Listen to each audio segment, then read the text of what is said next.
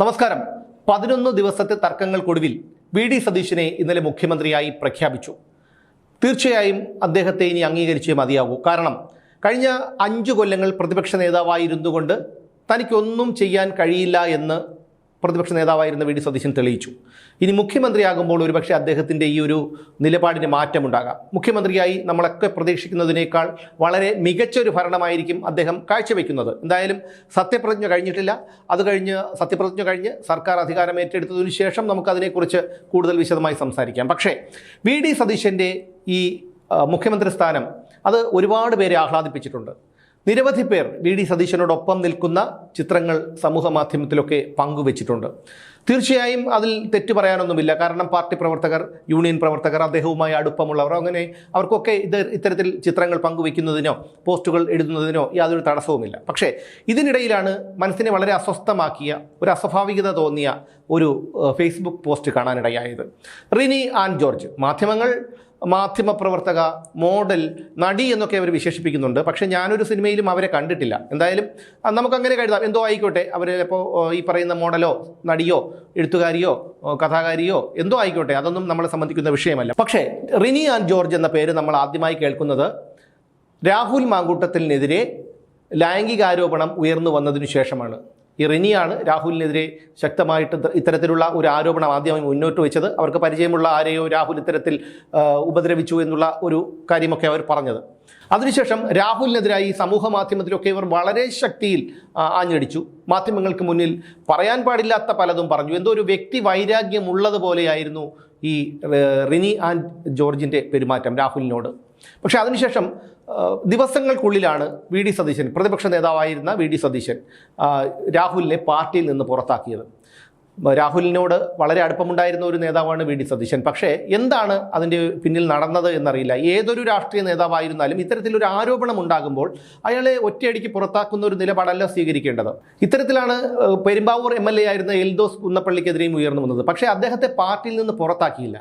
ഇവിടെ രാഹുലിനെ പുറത്താക്കുകയാണ് ചെയ്തത്. രാഹുലിനെ പുറത്താക്കിയിട്ട് പോലും വളരെ പ്രകോപനപരമായിട്ട് കാണുന്നവർക്ക് പോലും അസ്വസ്ഥതയുണ്ടാക്കുന്ന തരത്തിലുള്ള പോസ്റ്റുകളാണ് റിനി ആൻ ജോർജ് സമൂഹ മാധ്യമത്തിൽ പങ്കുവച്ചിരുന്നത്, മാധ്യമങ്ങൾക്ക് മുന്നിൽ പറഞ്ഞത്. ആ റിനി ജോർജാണ് ഇന്നലെ സതീശനെ മുഖ്യമന്ത്രിയായി പ്രഖ്യാപിച്ചതിനു ശേഷം ഫേസ്ബുക്കിൽ ഒരു കുറിപ്പിട്ടത്. ആ കുറിപ്പിൽ സതീശനോടൊപ്പം അവർ നിൽക്കുന്ന ഒരു ചിത്രവും കൂടി പങ്കുവച്ചിട്ടുണ്ട്. മാധ്യമങ്ങളൊക്കെ ഇത് വലിയ രീതിയിൽ വാർത്തയാക്കിയിട്ടുണ്ട്. റിനി ആൻ ജോർജിൻ്റെ ആ കുറിപ്പ് ഇങ്ങനെയാണ്. അതിൻ്റെ അവസാന വരികളാണ് നമുക്കൊരു അസ്വസ്ഥതയുണ്ടാക്കുന്നത്. നിങ്ങൾ എല്ലാവരും കൂടി കുഴിച്ചുമൂടാൻ നോക്കിയ ഒരുത്തനില്ലേ? നിങ്ങൾ ഓരോ തവണ താഴ്ത്താൻ ശ്രമിച്ചപ്പോഴും ഉയർന്നു വന്ന ഒരുത്തൻ. നിങ്ങൾ ഓരോ തവണ കെടുത്താൻ ശ്രമിച്ചപ്പോഴും ആളിക്കത്തിയ ഒരുത്തൻ. വനവാസമല്ല, ഇനി പട്ടാഭിഷേകം. പത്മനാഭൻ്റെ മണ്ണിൽ ഇനി എൻ്റെ ശ്രീ പത്മനാഭൻ വാഴും എന്നാണ്. അതായത് അനന്തപത്മനാഭൻ്റെ മണ്ണിൽ ഇനി എൻ്റെ പത്മനാഭൻ വാഴും എന്നാണ് റിനി ആൻ ജോർജ് പറഞ്ഞിരിക്കുന്നത്. അതാണ് അസ്വസ്ഥതയുണ്ടാക്കുന്നത്. വി.ഡി. സതീശനുമായി ഒരുപക്ഷെ അവർക്ക് വളരെ അടുത്ത സൗഹൃദമുണ്ടായിരിക്കാം, ബന്ധമുണ്ടായിരിക്കാം, കുടുംബ സുഹൃത്തുക്കളായിരിക്കാം. പക്ഷേ ഇത്തരത്തിലൊരു വാചകം പങ്കുവയ്ക്കുമ്പോൾ അത് തീർത്തും അസ്വാഭാവികതയുണ്ടാക്കുന്നത് തന്നെയാണ്. വി.ഡി. സതീശനെ അനുകൂലിച്ചുകൊണ്ട് റിനി ആൻ ജോർജ് ഫേസ്ബുക്കിൽ കുറിപ്പെഴുതുന്നതിന് യാതൊരു തടസ്സവുമില്ല, അതിനാർക്കും യാതൊരു പ്രശ്നവുമില്ല. പക്ഷേ പാർട്ടിയിൽ നിന്ന് തന്നെ പുറത്താക്കപ്പെട്ട ഒരു യുവ നേതാവിനെ പുറത്താക്കാൻ കാരണക്കാരിയായ ഒരു സ്ത്രീ, അവർക്ക് പ്രതിപക്ഷ നേതാവായിരുന്ന ഇപ്പോൾ മുഖ്യമന്ത്രിയായി സ്ഥാനമേൽക്കാൻ തുടങ്ങുന്ന ഒരു വ്യക്തിയുമായി ഇത്തരത്തിലുള്ള ഒരു കുറിപ്പ് പങ്കുവയ്ക്കുമ്പോൾ, അതും ശ്രീ പത്മനാഭൻ്റെ മണ്ണിൽ എൻ്റെ പത്മനാഭൻ വാഴും എന്ന് പറയുമ്പോൾ അത് ഒരു തീർത്തും അസ്വാഭാവികത തന്നെയാണ്. അത് മാത്രമല്ല, റിനി ആൻ ജോർജിൻ്റെ പിതാവ് ഇടതുപക്ഷക്കാരനാണ്, അവർക്ക് ഇടതുപക്ഷ ബന്ധമുള്ള ഒരാളാണ്. ആ റിനി ആൻ ജോർജ് ഇത്തരത്തിൽ സതീശനുമായി ചേർന്ന് നിന്ന് ഇത്തരത്തിലൊരു ചിത്രത്തോടൊപ്പം ഈ ഒരു കുറിപ്പും കൂടി പോസ്റ്റ് ചെയ്യുമ്പോൾ അതിൻ്റെ അവസാന വാചകങ്ങൾ പലർക്കും അസ്വസ്ഥതയുണ്ടാക്കുന്നതാണ്. കാരണം ഒരു ഉപജാപക സംഘത്തിൻ്റെ പിടിയിലാണ്, അല്ലെങ്കിൽ അവരുടെ ചുറ്റിലുമാണ് വി.ഡി. സതീശൻ എന്ന് പലരും പറഞ്ഞു കേൾക്കുന്നുണ്ട്. അതുണ്ടാകാൻ പാടില്ല. കാരണം അദ്ദേഹം പ്രതിപക്ഷ നേതാവല്ല, ഇനി കേരളത്തിൻ്റെ മുഖ്യമന്ത്രിയാണ്. വ്യക്തിപരമായിട്ടുള്ള അഭിപ്രായ വ്യത്യാസങ്ങൾ പലർക്കും ഉണ്ടാകാം. സർക്കാരിനെയും മുഖ്യമന്ത്രിയെയും വിമർശിക്കുന്ന മാധ്യമങ്ങളുണ്ടാകാം. പക്ഷേ ഇത്തരക്കാരൊക്കെ പലരും അടുത്തുകൂടി, VM സുധീരൻ ഇന്ന് വി.ഡി. സതീശനോട് പറഞ്ഞിട്ടുണ്ട്, അടുത്തുകൂടുന്ന പലരെയും ശ്രദ്ധിക്കണമെന്ന് അദ്ദേഹം പരോക്ഷമായി പറഞ്ഞിട്ടുണ്ട്. അത് ആരെയാണ് അദ്ദേഹം ഉദ്ദേശിച്ചത് എന്നറിയില്ല. പക്ഷേ അങ്ങനെയാണെങ്കിൽ തന്നെ അത് ആരെ വേണമെങ്കിലും ആകാം. അത് വി.ഡി. സതീശൻ ശ്രദ്ധിക്കേണ്ട ഒരു കാര്യമാണ്. ഇത് പുത്തരിയിൽ തന്നെ കല്ലുകടിച്ച ഒരു അനുഭവമാണ്. കാണുന്നവർക്ക് അസ്വസ്ഥതയുണ്ടാക്കിയിട്ടുണ്ട്. പക്ഷേ പല മാധ്യമങ്ങളും അത് പറഞ്ഞിട്ടില്ല, അങ്ങനെ പറയാനും പാടില്ല.